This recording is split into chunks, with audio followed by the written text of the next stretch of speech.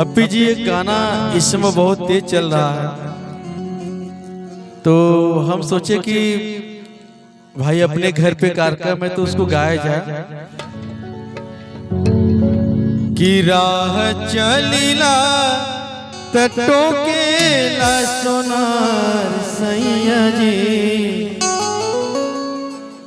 अभी जैसे हम लोग आए तो बहुत ही अच्छा बिरहा चल रहा था, बिरहा का कार्यक्रम, बहुत ही अच्छे गीत गाए सब लोग। तो आइए कि राह चलीला तटो के ला सोनार सैया जी। एगो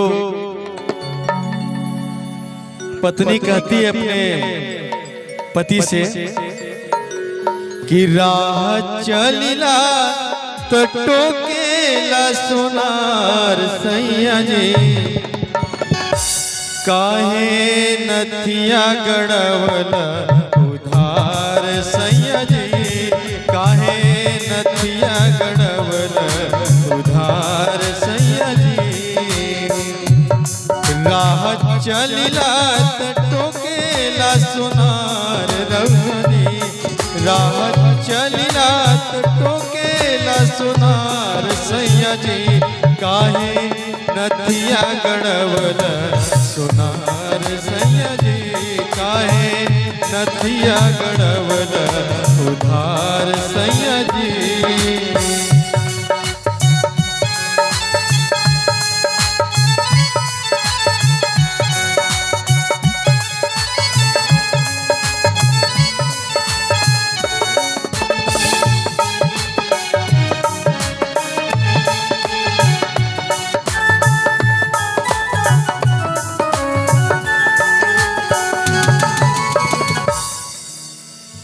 चली धक रहिया चाहे चली लले। कहला कि हेने आवा सुना निकली।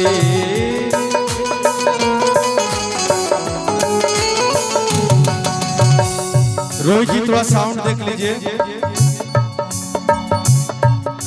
ओ चली थक रहिया चली थक गली।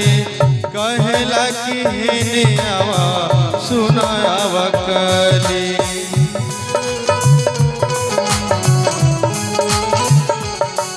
जदि करवा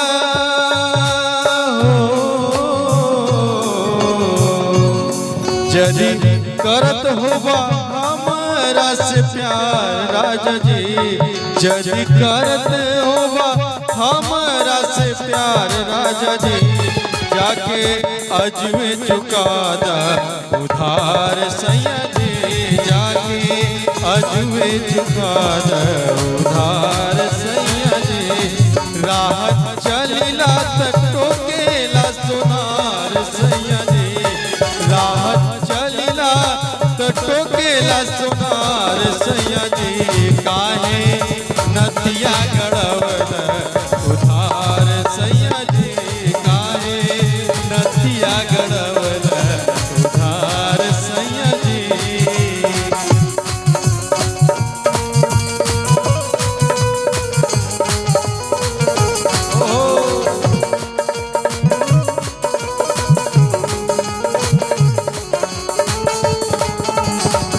क्या बात है।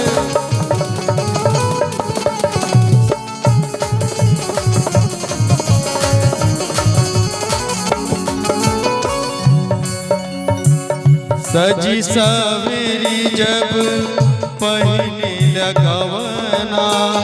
पड़ी जाला फीका जब देवेला ओरहना।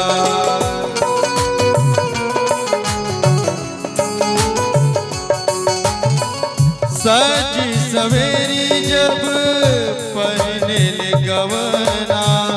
पड़ी जाला फीका जब देवेला ओरहना।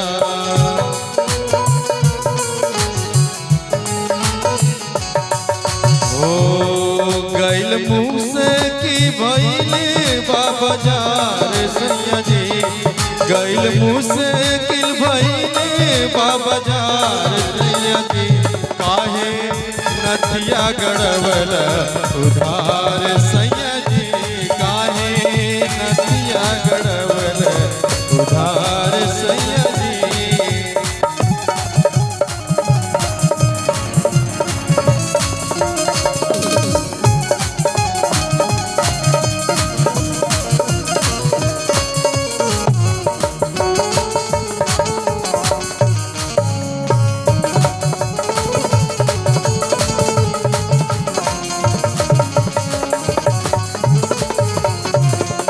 और कहते हैं राह चलिला टोकेला सोनार सैया जी राह चलिला टोकेला सोनार सैया जी काहे नथिया गड़बल उधार सैया जी काहे नथिया गड़बल उधार सैया जी काहे नथिया गड़बल उधार सैया।